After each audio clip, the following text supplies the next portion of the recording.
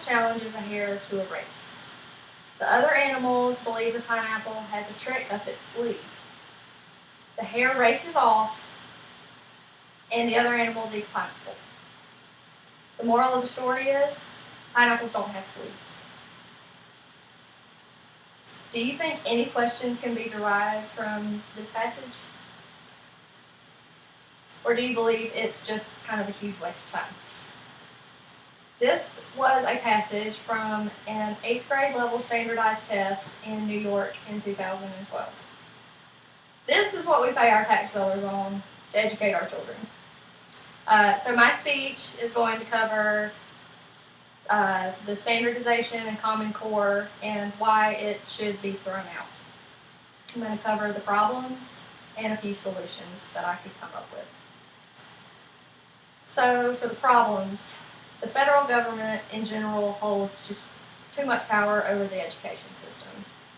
It began in 2001 with George W. Bush implementing No Child Left Behind, which had great intentions. It was really made to help children in low-income districts be able to get out and do something with their lives.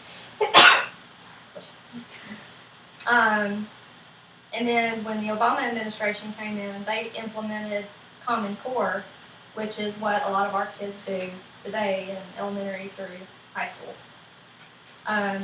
Common Core actually was implemented by many states very quickly because they had to run fast to get grant money for their schools in order to do so, according to Duke Pesta of Common Core, The Rise of Federal Education.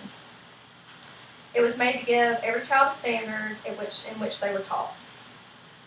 And like I said, it was a great idea in theory, but now children take up to 112 tests between the ages of kindergarten to 12th grade, according to U.S. News Health.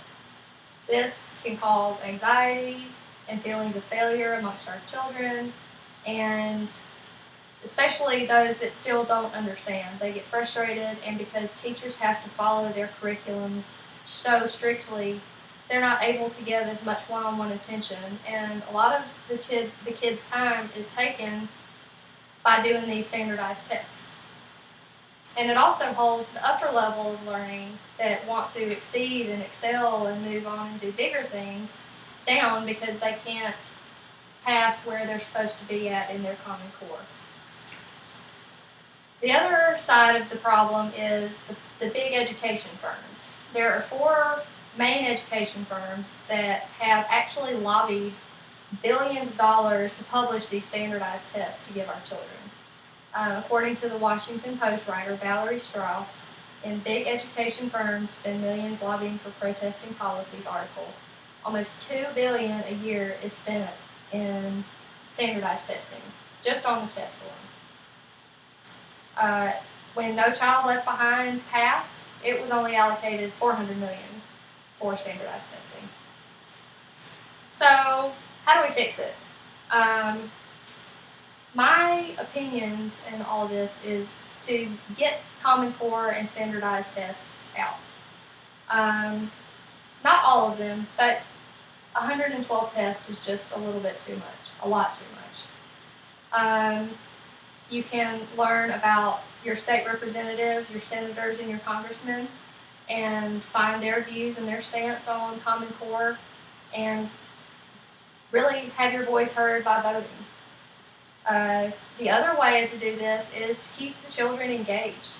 We all know kids, some of us have kids, some of us work with kids, and it's really good to use any opportunity that you can to make it a learning experience, so they get the real life learning that they're not getting because they're being taught these standardized ways of learning. The other part that you can also look to do to help your child succeed is to either homeschool or send them to private school. It's been said that colleges are looking more and more at homeschool children because homeschooling is rising in popularity because a lot of parents are very frustrated that their children are not getting the level of education that they think they are capable of.